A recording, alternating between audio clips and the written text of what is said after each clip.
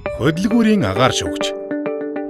Дотоод чатлалтын хөдөлгүүрийн агаар шүүгч нь тухайн хөдөлгүүрийн урт хугацаанд найдвартай ажиллах үндэс болохоос гадна түлшний зарцуулалтанд ихээр нөлөөлдөг эд анги юм. Дотоод чатлалтын хөдөлгүүр нь өөрийн багтаамж чадлаасаа хамаарч цагт зарцуулагдах агаарын хэмжээнд харилцан адилгүй байдаг. Жишээ нь ачааны автомашины хувьд 1000 литр байхад том аврын машин механизмын хувьд цагт 1.5 сая литр хүртэл агарыг зарцуулдаг. Агаар дахь тоосонцрын хэмжээ нь тухайн байгаль орчны онцлогоос хамаарч харилцан адилгүй байдаг.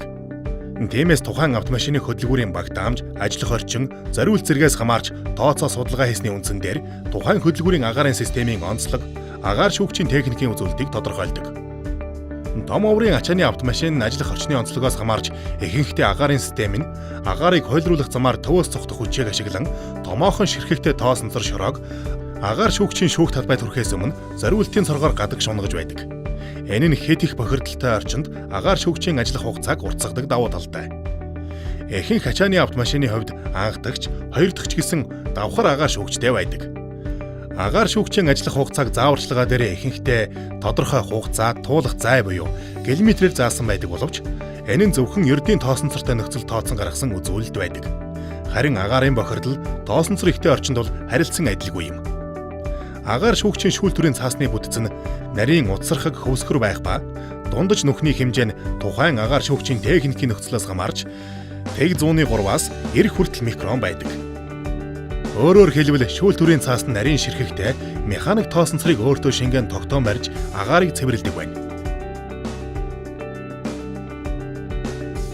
Сүүлийн үеийн техник хэрэгслүүд агаар шүүгчийн солих хугацаа болсон даралтын мэдрэгчийн тусламжтайгаар хянах самбарт мэдээлдэг болсон бөгөөд байхгүй тохиолдолд шинээр суйрлуулах эсвэл агаар шүүгчийнхээ бохирдлыг тогтмол үзэж хянаж байх хэрэгтэй юм.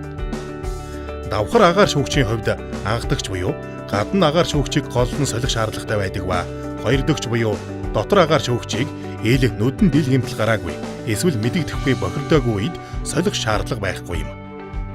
Агаар шүүгчийг норм хугацаанд нь солихгүй хэд удаан ашигласнаар шүүл төрийн цаас урагдаж тоосонцрыг дотгош алдаж эхэлдэг. Шүүл төрийн цаас урагдаж гэмтэх дараах шалтгаанууд байдаг. Шүүл төрийн цаасны чанар муу, агаар шүүгчийг хэд удаан хугацаанд ашигласнаар утсархаг бүтэц зузаарч шүүх талбай хэлбэрээ алдаж тодорхой хэсэгт хит агаарын даралт үүснээр цоорох, удаан хугацаанд ажилласнаар залгаасны наалт хөндөрч тоосонцор нэвтрэх, мөн удаан хугацаанд ажилласнаар агаар шүүгчийн цавуу нягтруулах хэрцийн хөнд ирэх, хагарах зэргээс шалтгаалan завсар үүсч тоосонцор алдах шалтгаан үүсдэг.